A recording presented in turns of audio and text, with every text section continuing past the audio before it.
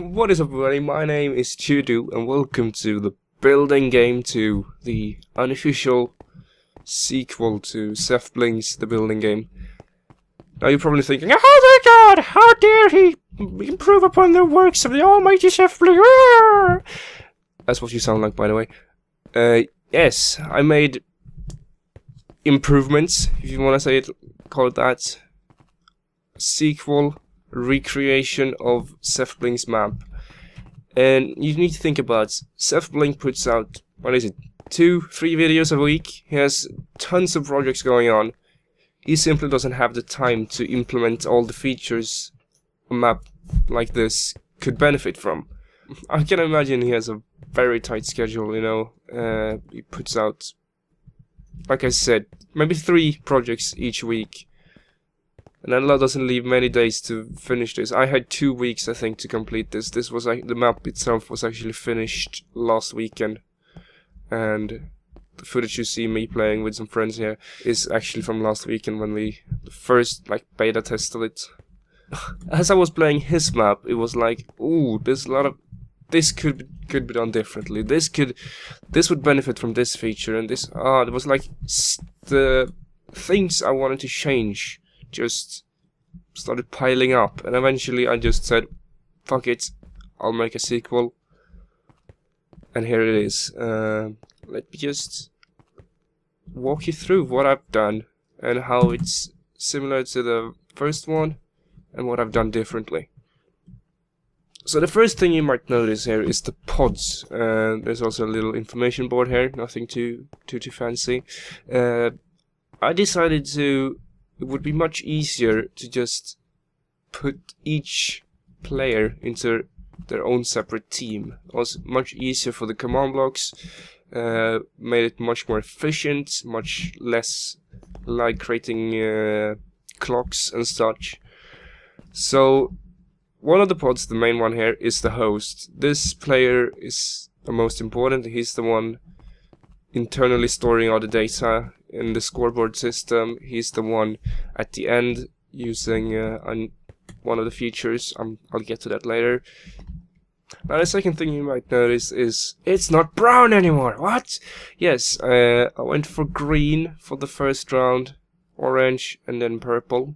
I thought it was nice to sort the thing out so you can tell which round you're on, in case there were any questions about it.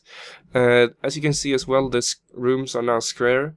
I kept the snow building area of sorts, but other than that, the item you get is now your chest with a dispenser behind it, dispensing it into it. The ready button here will start blinking, I think. Yep. And once you leave it, then people start guessing. They're gonna get plopped down here, and that whole thing is gonna get sealed off, so you don't see that. So there's no confusion as to where you should put your paper. I did that using SethBling's set block spawner filter thingies, which are the things you can see here. So if I just manually place this here to trigger this, then you can see what the room is gonna look like when you're building. As you can see, this guessing thing there's no way to tell where it is. It's like it's not there, basically. But when you go into guessing mode, it's gonna look like this. And now, as you can tell now, the small little thing there is gone, and it's only this guessing thing which is gonna send the paper through to the next room. As you get towards the end of the game, you will be put into the final room of sorts, the small one, where you can see the paper that your initial build thingy turned into. And if you're a host, you'll be also getting one of these, Scroll of Teleportation. Now what you do with this is just simply right click, boom, it teleports. If there were more people, you can see from the gameplay I've featured here. Everybody gets teleported here, and we look at the build. I click again, boom, teleport to the next one, and you just go through. No flying over the walls, just right click, boom, everybody teleports, boom, everybody teleports. So, and it also displays in the chat who built it and who was the one guessing on it. So that's it for my version of the map. I think a whole bunch of you is still gonna prefer the original, but this is my version. Slightly new features like the scroll teleportation, the color coding, and the closing and opening doors here, so you're not confused to where you should put your paper at any time. Yeah. Oh, and some of you might have seen, like, I released, what was it, like months ago now, like a sneak preview of a map I was working on. That it's still a thing. I just haven't gotten around to finishing it off. I don't know why. I got bored with it, and then I went back to it and just realized there's so much more I can implement. So I kept building on it, and then was new features released in Minecraft with a snapshot. You know, the Redstone update came along, and I just kept adding more and more and more. I can see the end of the map soon. It's like, I'd say I'm 90% done of it. That will get released. I can't set a date now, but it will be done fairly soon.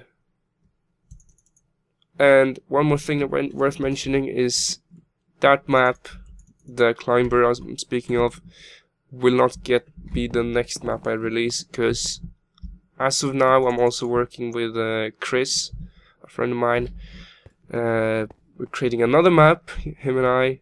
That is something I'm much more motivated into working on, since it's not just me standing alone in a single player world, but actually there discussing the features, discussing all the efficiency, all the redstone, how to make things compact, and discussing the gameplay. And so that's something that will get released before I finish off the climber. So look forward to that as well. So yeah, I hope you guys have enjoyed this version of the map. Download in the description below.